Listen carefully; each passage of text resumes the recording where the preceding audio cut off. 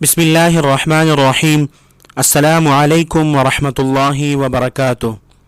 محترم سامعین، قربانی کے لیے اتحاد تنظیمات مدارس پاکستان کا اعلامیہ اور احتیاطی تدابیر اس آفس جاری کر دی گئی ہے۔ قربانی دینی فریضہ ہے۔ موجودہ وبائی صورتحال میں اجتماعی قربانی کو اختیار کریں۔ دینی مدارس کے ذمہ دار اور علماء کرام اجتماعی قربانی کا نظم بنائیں۔ اجتماعی قربانی کے لیے دینی مدارس و جامعات کو ترجیح دیں، کیونکہ انہی اداروں میں شرعی احکام کی مکمل پاسداری ہوتی ہے۔ مقامی حکومت 8 تا 15 ذوالحجہ جراثیم کش دواؤں کے اسپرے اور چونے کی چھڑکاؤ کا مستقل بندوبست کریں۔ محترم سامعین، تفصیلات کے مطابق اتحاد تنظیمات مدارس پاکستان کے مرکزی قائدین مفتی محمد تقی عثمانی صاحب، مفتی منیب الرحمن صاحب، مولانا قاضی نیاز حسین نقوی صاحب، مولانا عبد المالک صاحب اور مولانا محمد حنیف جالندری صاحب، مولانا یاسین ظفر صاحب اور صاحبزادہ عبد المصطفیٰ ہزاروی صاحب نے ایک مشترکہ بیان میں کہا کہ قربانی ایک عبادت مقصودہ ہے۔ اللہ سبحانہ و تعالی نے فرمایا ہے، پس اپنے رب کے لیے نماز پڑھیے اور قربانی کیجیے، اور رسول اللہ صلی اللہ علیہ وسلم نے فرمایا کہ ایام قربانی میں انسان کا کوئی عمل عبادت کی نیت سے جانور کا خون بہانے سے زیادہ محبوب نہیں ہے۔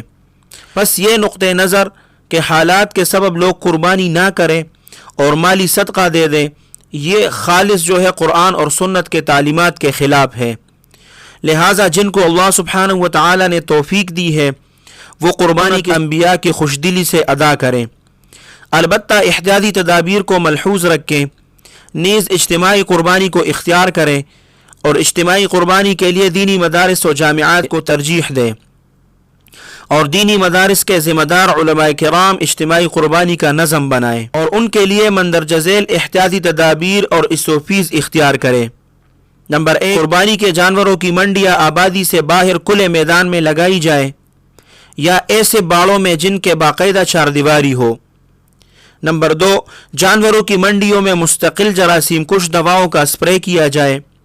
نمبر 3، قربانی کا جانور شرعی شرائط کے مطابق ہونا چاہیے، یعنی گائے، بیل، بینس 2 سال کے، بکرا دمبا 1 سال اور اونٹ 5 سال کا ہونا چاہیے۔ نمبر 4، حتی الامکان اجتماعی قربانی کو ترجیح دی جائے تاکہ گلی کوچوں میں آلائش کم سے کم ہو۔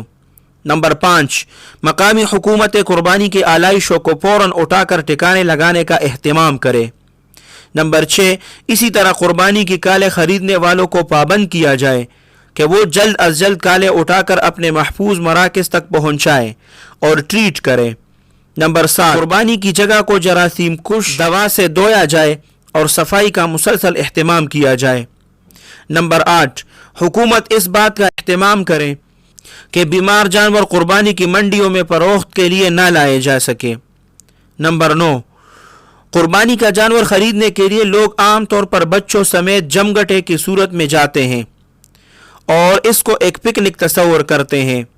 بعض لوگ محض شوقیہ جاتے ہیں، تو کرونا وائرس کی وبا کی وجہ سے اس کام سے مکمل اجتناب کیا جائے اور صرف محدود اور سنجیدہ افراد جانور خریدنے کے لیے جائیں اور بچوں کو ہرگز نہ لے کے جائیں۔ نمبر 10، گلی کوچوں میں بھی قربانی کے جانوروں کو نہ گھمایا جائے اور نہ نمائش کی جائے۔ نمبر 11، قربانی کی منڈی میں تاجر اور گاہک سب ماسک پہن کر پابندی کریں، حتی الامکان جسمانی فاصلہ برقرار رکھا جائے۔ نمبر 12، مقامی حکومت 8 سے 15 ذوالحجہ جراثیم دواؤں کے اسپرے کا مستقل انتظام کریں اور قربانی کے فوراً بعد چونے کے چھڑکاؤ کا انتظام کیا جائے۔ محترم سامعین، اللہ سبحانہ و تعالی آپ سب کو اپنے حفظ اور امان میں رکھیں، اپنے خصوصی دعاؤں میں یاد رکھیں۔ السلام علیکم ورحمۃ اللہ وبرکاتہ۔